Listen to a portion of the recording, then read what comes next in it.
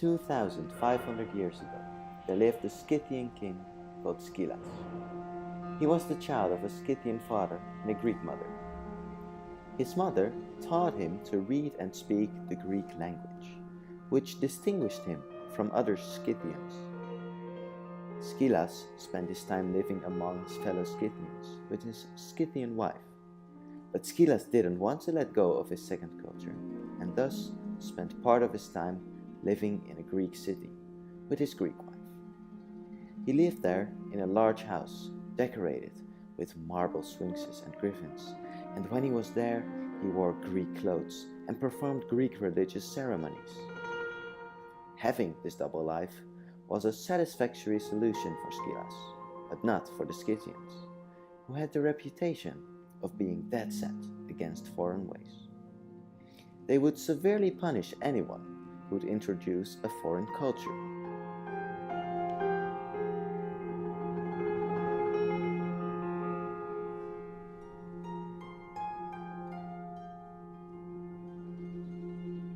Sooner or later, the Scythians found out about Scylla's double life, and they were furious. They rebelled, and King Scylla paid the highest price possible. He was killed.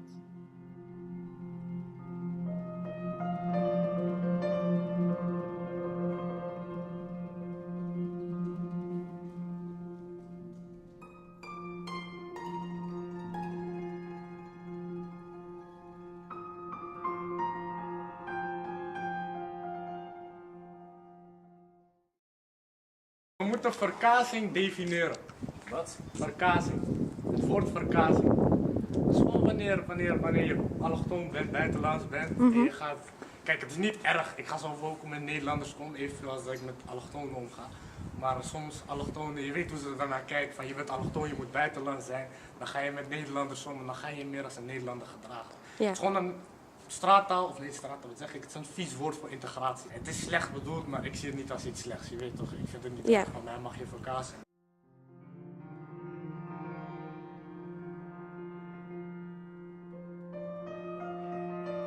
Dan als ik in Griekenland ben, dan werk ik in een soort ware trance, alsof ik er nooit meer weg wil. En dat kan me soms zoveel pakken dat ik echt vergeet wie ik ben. En dat heb je ook wel meegemaakt, dat ik eigenlijk niet meer helemaal mezelf ben, omdat ik zo graag Grieks wil zijn.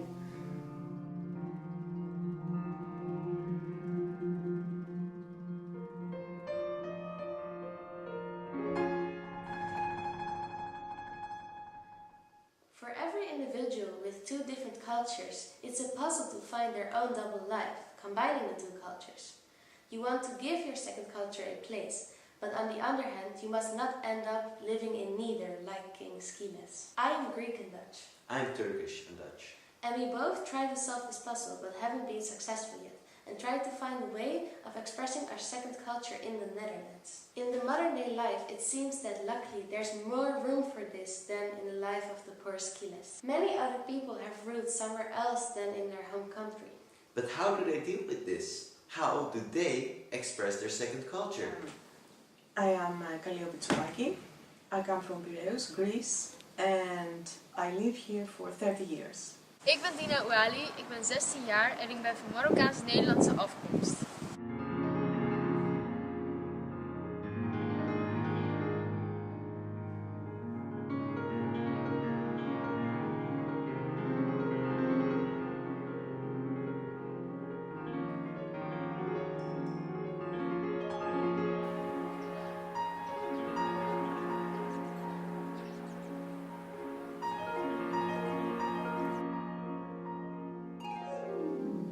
I left my country in order to study composition in the Netherlands. I never regretted my decision to come here and study. Before you decided to come to the Netherlands, what did you know of the Netherlands? What picture did you have from this country in your head? Did you know anything? This is a very good question. I will tell you an anecdote, something from my school life.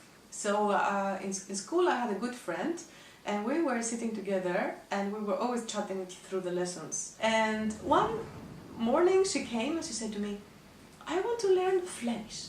I said, excuse me, what are you talking about? And then she said, yeah, it's a language. I say,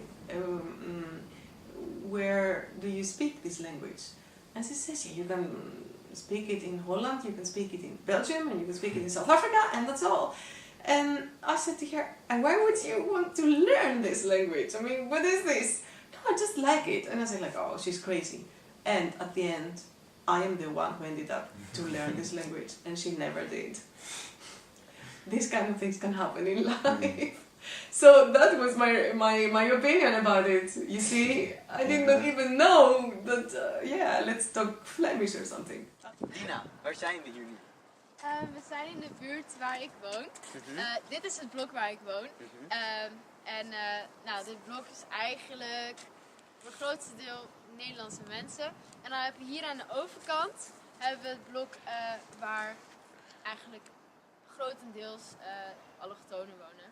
En ja, daarachter dat is een beetje gemengd. Maar dit zijn eigenlijk de twee blokken waarmee ik ben opgegroeid. En je ziet wel echt een duidelijk verschil als het ware. Ik was eigenlijk in het begin nooit echt aan de overkant. Dus ik speelde heel veel eigenlijk alleen maar met de Nederlandse kinderen van mijn blok. En toen ik naar de middelbare school ging, toen kreeg ik ook wat meer vrijheid. Toen kwam ik ook echt voor het eerst in contact met de mensen aan de overkant. Het was echt een compleet andere wereld. Als je hele jeugd eigenlijk met Nederlandse kinderen bent omgegaan en dan opeens kies je ervoor om toch je eigen volk op te zoeken als het ware.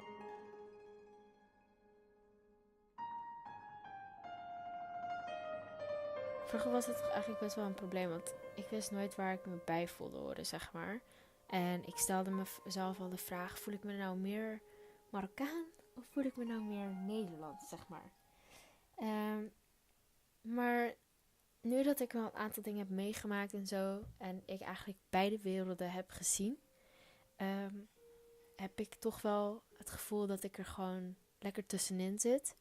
En dat de kloof tussen, zeg maar, Nederlands en Marokkaans eigenlijk niet meer bestaat voor mij. Environment or your people close to you, how did they react on your decision? They freaked out. Yes, my parents freaked out. And it was painful for them and for me. I miss them all these 30 years and I still miss my mother. It was amazing that these people, my parents, even if this would work against them, against what they were expecting, and also against to their emotion, like they were missing me all the time, that they supported me and they did not reject my decision. Do you miss Greece a lot? This was a very difficult thing, and it's a process. It's not something to talk about that you miss it and then you don't miss it, or it's a whole cosmogenesis for a personality to change environment, and such a drastic change, because Greece and Holland, there's nothing in common, I can tell you, except the sea. And it's a different sea. You can swim in Greece, but here it's more difficult. And it's colder. And it's wilder in lots of ways. Leg eens uit wat het verschil is, wat je in Nederland en in Griekenland ervaart. De emoties zijn veel meer aanwezig. Alles gaat om emoties of zo. Hier in Nederland wordt altijd heel veel emotie onderdrukt. Het is bijna de norm om je emotie te onderdrukken. Ja. Dat kan ik gewoon niet. A big part of who you are and who you become is defined by culture. But different cultures can easily collide and escalate. In the modern day, we can still find stories who are a bit similar to Schilla's tragedy. People can feel threatened by others' doings and habits. This fear for the unknown can lead to discussion, discrimination and even violence. Dus ik vraag aan jullie, willen jullie meer of minder Marokkanen? On Friday night, white nationalists attacked counter-protesters. Immigratie is een van de allergrootste problemen van onze tijd. We will build a great wall along the southern border. We can also find these frictions in our environment. There's a word in Dutch called verkazen, and and we hear it a lot, and it means to become cheese in Dutch. It's a bit of a slang word, isn't it? It's used by young people, and it's not a really nice word. It's quite, it has a negative load.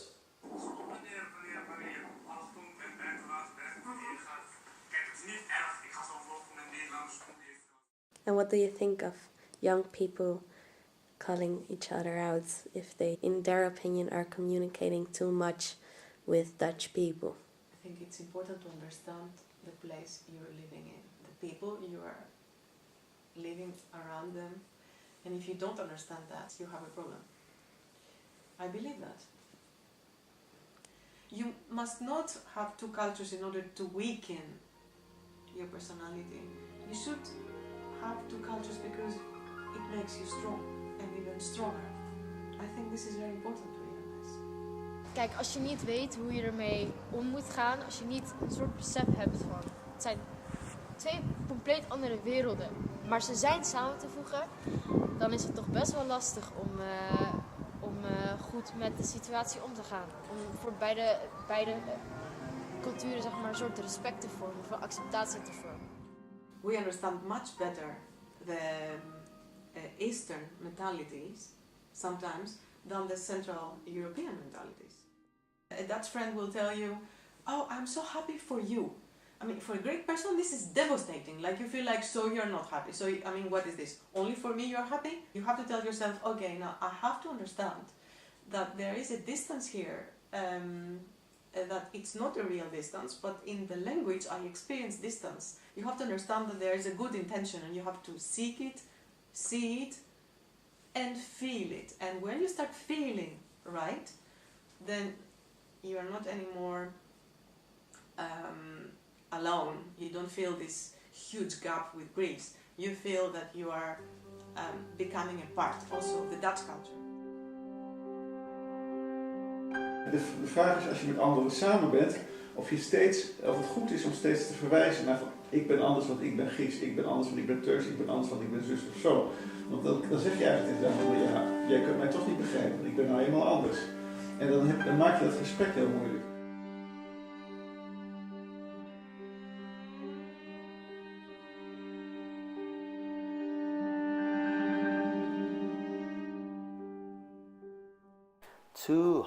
Years after King Skylas died, there lived a man who shared the Greek culture with Skylas. His name was Aristotle. One of his most important ideas was that you had to find a balance between two extremes.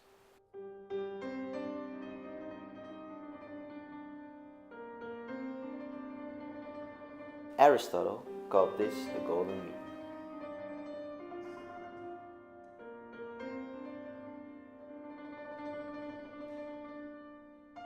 Balance is the key to mastering the art of ambivalence. Everybody expresses his second culture in a different way. Cultural differences shouldn't limit us. It should broaden our horizon. Combining cultures leads to new and interesting developments for everyone. You can be two cultures in one. You don't have to choose.